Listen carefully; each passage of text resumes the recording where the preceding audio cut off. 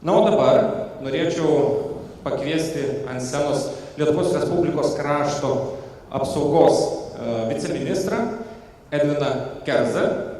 Jis papasakos mums apie Lietuvos saugumo tendencijas, o kol jisai kalbės, kviečiu naudotis slaidų aplikaciją ir užduoti klausimus. Good. Good morning, ladies and gentlemen. Hello, organizers and our guests. I know this community speaks clearly in English, and I know that we have distinguished guests, so I will speak in English. I hope you don't mind, and my presentation also will be in English. I'll share my experience, what I face in Ministry of National Defense, what I see in already the second year being in my post, what our National Cybersecurity Center is doing, and what are we heading for.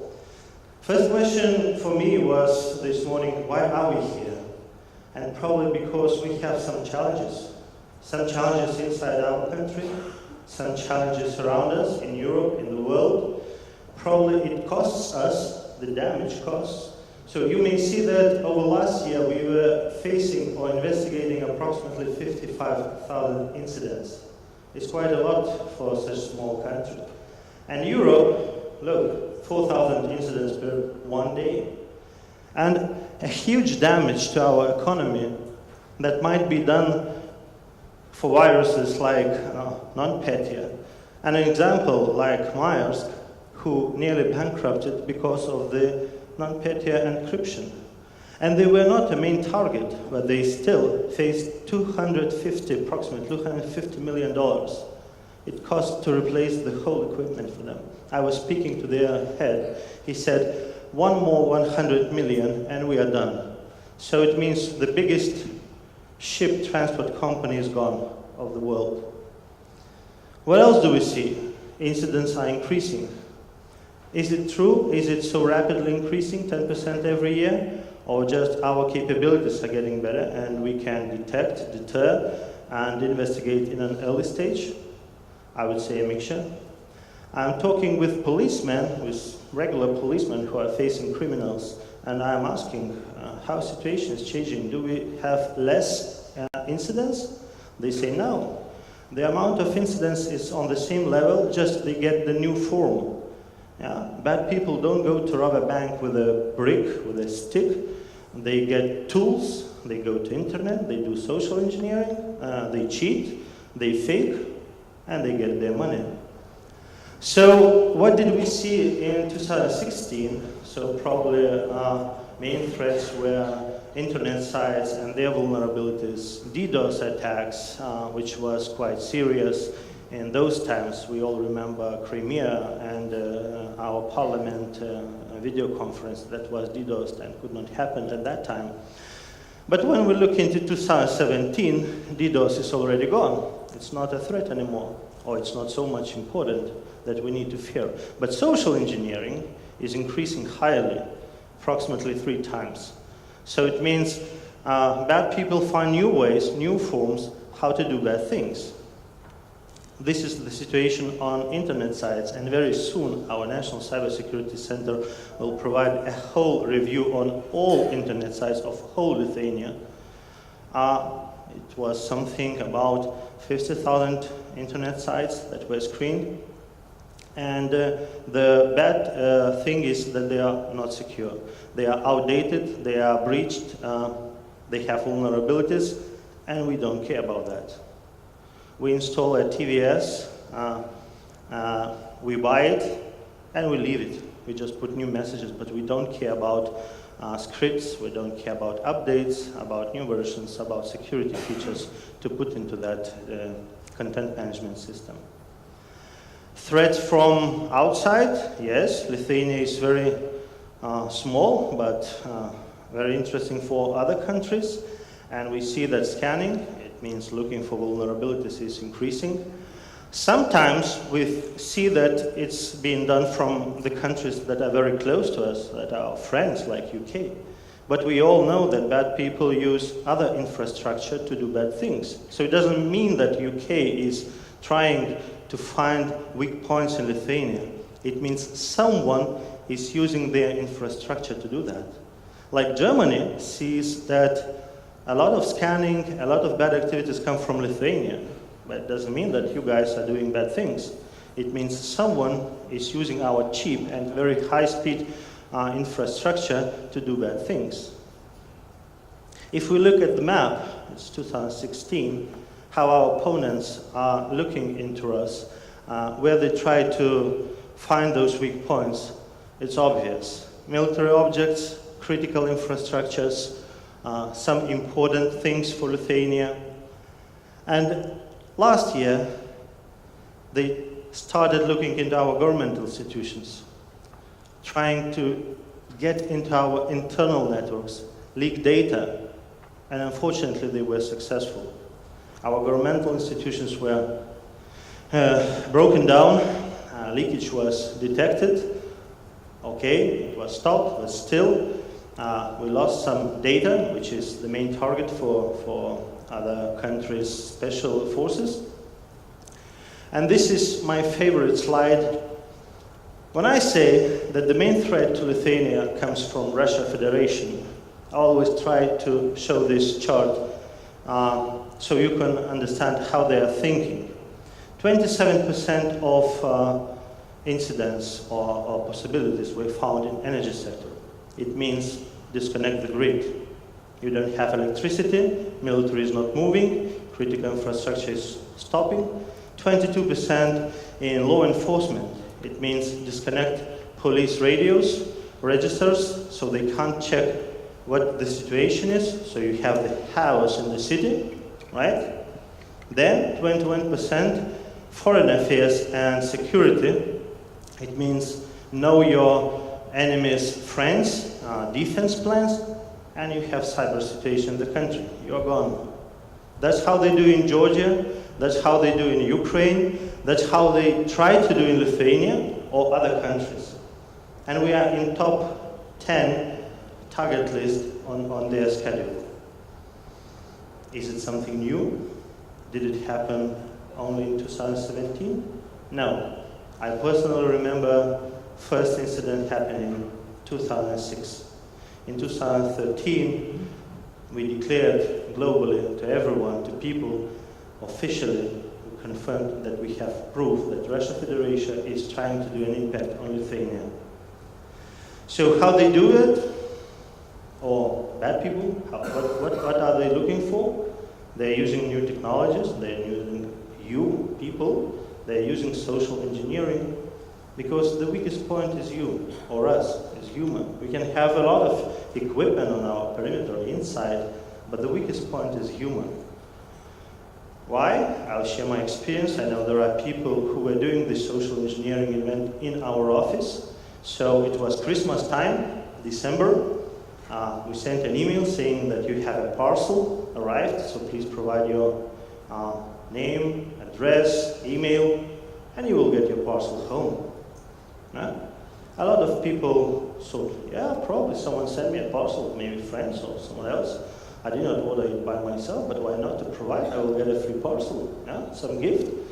So they provided some data. It means that people know that your email is active. They know your address. If they look into your Facebook and they see that you went on occasion, they can go and rob your house, right? So how did people react? Ministry of Defense, we are quite paranoid, we are well trained, right? We were going to NATO, we know security stuff. Really? 2.2% only informed about the threat. And you may see 18.6% opened the email. And 9.9% provided personal data. Imagine, we have 20,000 people in our office. It's a lot. And there was a case when a guy went to the post office and asked his parcel. Right? And then he came back angry because he was a high-rank officer saying what you IT people are doing, now I look stupid and so on. Then we repeated, because we do it regularly, at least twice per year. You know that work codex was changing, so we sent another email saying that wages are getting up to military people. Please open a Word document and calculate how much will you get. People opened. The document said, I'm not safe. Do you really want to open me? Yes, of course. I need to send something from outside. Do you really want to send it? Sure, I want to calculate my wage. After that, I was asking my friends, my employees, but you are even not a military. Why did you open the email? And work codex has nothing with wages. And email address is a fake. We don't have this domain in our defense any area. So this time it was much better, but still,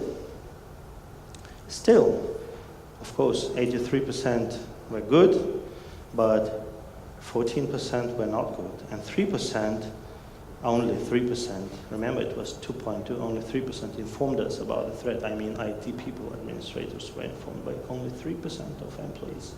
It means they don't care. They are not well trained. They are not acquainted about the threats. New way of threat that appeared this year from Russian Federation, we call it Koroblis virus. At the beginning of the year, TV3 whole network was hacked. Actually, it was hacked already in 2017, the whole infrastructure, including email server. So first time in history, we saw that informational attack and cyber attack was made by the same group of people, because previously it was made separately. So they used the real email server of TV3. So other email servers thought, okay, it's a safe email. They had a real image and a well-translated Lithuanian text saying that our minister is a bad guy. He's a gay, and he's interested in journalists, and they put the real photo of his interview in one of the radio stations. And the text was saying that open the document, you will find more information about this incident, about this situation, because it's a scandal in Lithuania. Minister of National Defense is a bad guy. So inside, of course, there was a virus. So journalists, especially journalists who open the email and find this so interesting, they open the file. And I was asking why. And they said, oh, can I not open? Then I will not write any story, because I get a lot of emails from unknown people, from people who have some information, who send it to me, then I investigate and write an article. Right? So we need to be aware. So what should we do? And we think we should move in two directions. First is locally in Lithuania. Second is globally with our partners. At the moment, we chose European Union, because in NATO format we already have quite good relations. We have CERTs that are working together. So on national level, we were building legal framework, which was already in place 2015. Now it was fine-tuned, and you will know that cyber security law was changed, and recently the first cybersecurity strategy was approved by government. So we have 5 directions. We know where our thoughts should go. We know where we need to move. So we are in a good direction. There are some new things I want to share with you in this new legislation. We faced that still not all directors of companies take care about cybersecurity, although they need to do that by law. So there will be personal fines for them in case they don't care about that. So they will see that their pocket is getting less, they get less money from their own pocket. Cybersecurity strategy, I meant 5 main areas. First of all, we need to be strong inside, so national capabilities building. Second part is crime, unfortunately, but as I mentioned, bad people are moving to cyberspace, to internet space, to social engineering things, and they are doing bad things there. Third, innovation and science. I personally believe that we should talk and put a cyber topic in schools already on the 5th or 6th grade. Now we have a test with 100 schools starting from this September, where cybersecurity will be integrated into schools program already from the first grade. I'm not sure if first grade is all good, but we will see. Fourth is so-called PPP. We try to find new ways and forms how we could collaborate and cooperate with business, with our stakeholders in science institutions.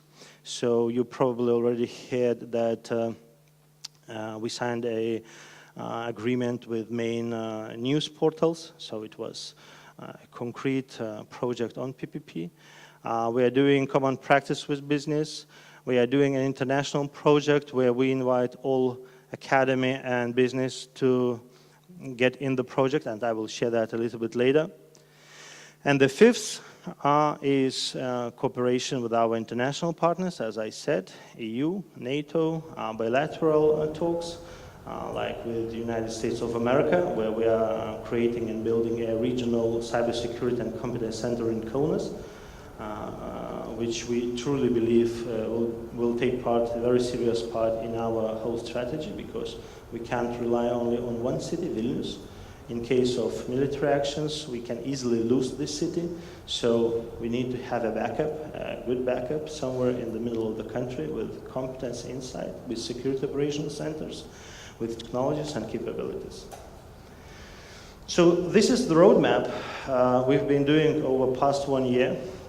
So we started from the idea that in Lithuania there are too many institutions responsible for various securities: digital security, cyber security, informational security, physical security, whatever security. So we decided to consolidate that and to have a Ministry of National Defense as an umbrella. Why? You will say it's military. No, it's not military. I'm a civilian guy. My departments are civilians.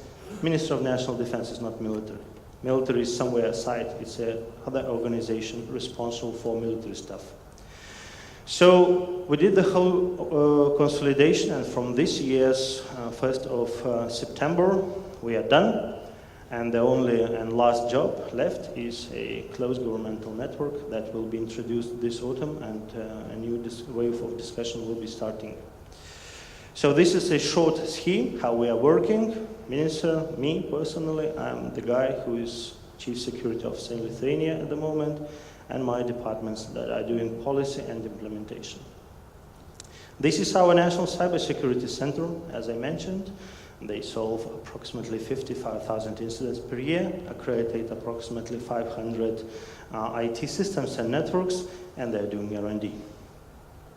This is a new way of informing people about what's happening, and I think it's a very good example, because it's not wise to have a classified document under the table and not inform everyone, what's happening inside Lithuania. So National Cybersecurity Center this year released the second report, which was also translated on English, and I will provide a hard copy somewhere around in the hall. So this is quite interesting, so if you did not see it, go to nksc.lt and you will find an electronic version or hard copy somewhere outside. EU, as I said, we are moving to EU. We have an idea to create an EU rapid response team. Why it is important? Because we need to solve three things. How legally we could go and help EU institutions in case of crisis.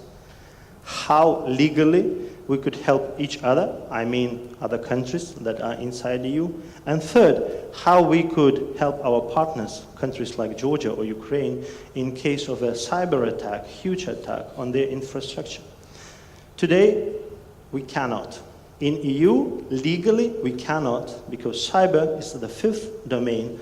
It's the same military domain. And if you enter the board, you cannot step on others' countries' land. It's forbidden. So we're working hard on this first step to create the legal framework, to sign MOUs, to change laws, to have everything in place so we can react quickly. Second, do we have enough tools, or do we have tools that we could use in case of crisis, common tools? At the moment, no, but every country spends a lot of money. EU spends a lot of money, and the idea is, let's create a unique set of tools that could be set into a box, carried by plane, deployed inside electricity grid, that can help collect evidence, that can help defend. So timeline is going quite well, and this summer we already signed MOU, or letter of intent, with countries in Luxembourg. It was on 25th of June. It means countries declared they are working on this project. We are working hard on this legal framework, and it's also nearly done, and first exercise will start in October. So you may see the countries that already joined the project and countries that are observing it. I'm very glad that we have already 9 countries on our boat and 4 interested in this project. I see the time is leaving. 3, 2, 1. I'm done, guys. Thank you.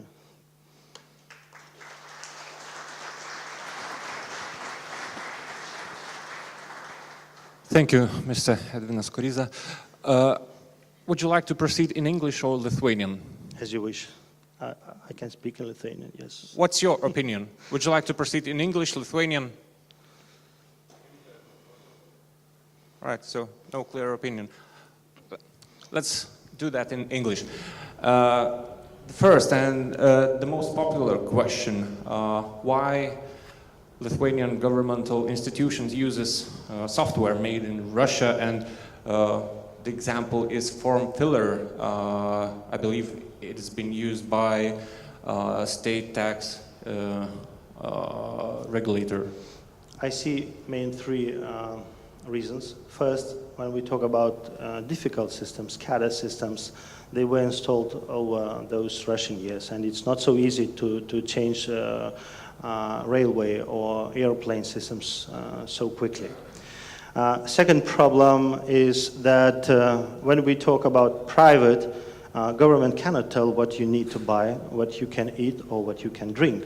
So you buy whatever you want to, right? Even Kaspersky, you can buy, it's your choice. You can buy ESET, Kaspersky, whatever, not. Inside governmental institutions, we have a problem that we don't have clear rules that we could skip those programs. So you know that public procurement system is based on probably best price. So if they give you best price, they win. And third, that is a new trend that we figured out, is that Russian agencies are buying Western countries or their shares, and they take control over those companies. And sometimes we think that it's a safe software, it's made in whatever, Switzerland, like one of the brands, but actually it was bought by special forces, and now it is programmed in St. Petersburg. So these are main reasons that I see. And are there any measures to tackle this problem? Sure. Risk management is being done periodically and with main critical infrastructures. National Cybersecurity Center is working hardly, and they have the concrete plan on how and when they will change the software or hardware also. On other hand, there are some finance systems inside companies that were isolated, disconnected from open sources, from internet, and they're waiting their turn to get into the centralized management system that is already opened from 1st of July.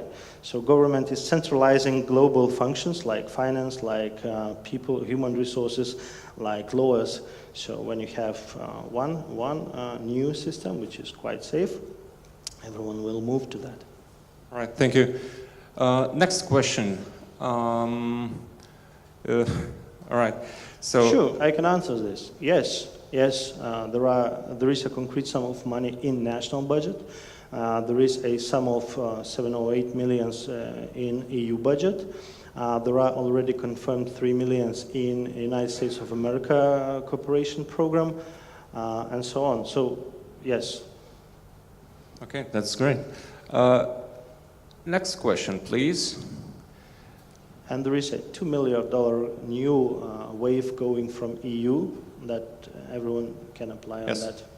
Great. Next question is, whose subordinate is data protection officer? Well, I believe to at least general manager, at least, or board of directors, because it's not wise to have IT and security under one umbrella, because you cannot rule and control those two topics or mix them. They need to be separate. And you need to have support of main manager, because it's too important. You need to have people, you need to have finance, you need to have power on decisions. Okay. Just a quick message for the audience. We'll skip those questions involved with ESET because our presenter is not employee of ESET and he can't answer those questions, but those questions will be answered after the event. Next question we'll talk about is, what is the definition of cyber incident in Lithuania? Is it did a cyber attack critical infrastructure? It is any activity that makes harm to people, to networks, to critical infrastructure. It doesn't matter to whom. The main difference is how we separate, whether it was a criminal incident, whether it was a governmental issue, and we need to work with our intelligence, or was it a white hats game where they found something bad and just reported because they're quite good people. Okay, I have a question about all three Baltic states. How do we compare to all three Baltic states in terms of cybersecurity? Well, first of all, we conquered, and it's quite good. Yeah? I think that we have a quite well collaboration between us. We have common exercises. We do regular consultations. We have quite similar legislation system. We are in same alliances, so it means global rules apply to all of us. Well, you all know NIS directive that was recently adopted in Lithuania and in all other countries.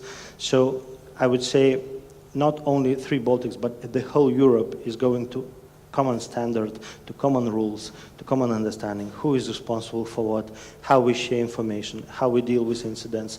Do we all have strategies in place? Do we know how we collaborate and so on? Okay, and next questions. We are getting a lot of questions and that's really good, but let's pick another one where we are getting short on time. So how much government is spending on cybersecurity in Lithuania in terms of cybersecurity of regular people? And that I believe that includes and all the tuition. Well, it's very hard to say actually because cybersecurity is integrated or is being integrated with regular activities, IT activities, into networks, into systems, and sometimes you don't divide that. And it's easier to say how much Ministry of National Defense spends on that because we have separate institution, specialists, technologies, but it would be very hard to say how globally in Lithuania we do that. All right, thank you. What is your opinion? What should be the time frame of reaction to cybersecurity incident?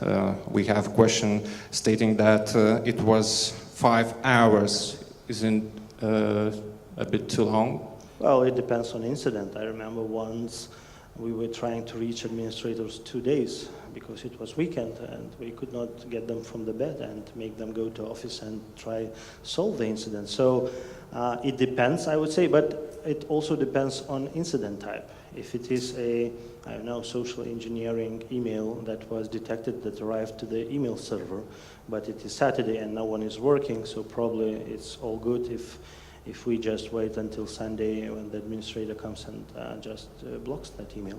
But if critical infrastructure, SCADA system is being hacked, so 5 hours is too long. You need to react proactively. And you are doing some implementations to improve that? Yes, of course. If we could go down to the legal legislation, we have a special methodology how we define what is critical inside critical. because we truly believe that it's not possible to defend everyone inside the country. We should concentrate on most critical, most valuable infrastructures. And in those infrastructures, the law says we need to implement technology solutions like those sensors who are working 24 hours per day, who are providing online immediate information about detection of the threats, and people who are also working 24/7 are monitoring and reacting. Okay, and the last question, which sector in Lithuania is more secure, public or private, and why? I would say no one is too secure in Lithuania, and I would not distinguish any sector, because everywhere I see risks, and it depends on from which point you look. If you look from the point of countries like Russia, so there is absolutely no secure sector, because for them you are all interested, whether you are governmental or business. When you look from criminal perspective, so probably business is more secure, because regular people are not well acknowledged about cyber hygiene, and they can be easily affected by those criminals. All right, thank you very much. Thank you, guys.